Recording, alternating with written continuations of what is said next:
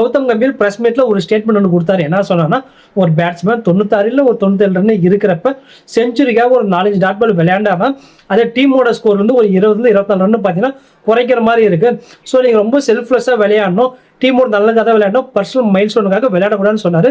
அதை நம்மளால எப்படிமே பிடிச்சிட்டாங்க. ஓடிஐ வேர்ல்டு கப்பில் விராட் கோலி 97 ரன் இருக்கிறப்ப அஸ்வின் ஸ்ட்ரைக்கில் இருக்காரு. அம்பீர் பார்த்தீங்கன்னா ஒய்டு போட்டார்.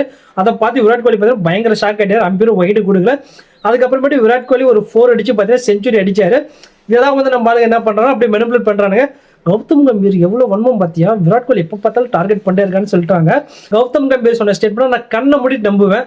ஏன்னா சஞ்சு சாம்சன் 89 ரன் இருக்கிறப்ப 2-3 டாட் பால் விளையாண்டு செஞ்சுரி அடிச்சுட்டு பேட்டை தூக்கி செலிப்ரேட் பண்ணிட்டு போயிருந்தாருன்னு வச்சுங்களேன், இந்தியா ஒரு வேலை தோற்றுருக்கும்னு சொல்லிட்டு தோணுது. இஷான் கிஷனும் 39 ரன் இருக்கிற பார்த்தீங்கன்னா அடிச்சு அவுட் ஆகிட்டு போயிட்டாரு. ஏன்னா அவர் 50க்காக 2-3 டாட் பால் விளையாண்டுதான்னு வச்சிங்களேன், நம்மளோட ஸ்கோர் பார்த்தீங்கன்னா கம்மியாக இருந்திருக்கும். மறந்துடாதீங்க, நம்ம 7 தேசத்தில் ஜெயிச்சிருக்கோம். ஸோ கௌதம் கம்பீர் சொன்ன ஸ்டேட்மெண்ட் கரெக்ட் தான். அதை விராட் கோலி அகேன்ஸ்டாக சொல்லிங்க, புரிஞ்சுங்க. அவர் சொன்னதோ 2020 ஃபார்மெட்டில் மேட்ச் வின் பண்ணுற மாதிரி இருக்க சுச்சுவேஷன்லாம் சொன்னாரே தவிர இந்த மாதிரி ஒன் சைடாக ஜெயிக்கிற மேட்ச்லாம் அவர் சொல்லவே கிடையாது. தப்பாக புரிஞ்சுக்காதீங்க.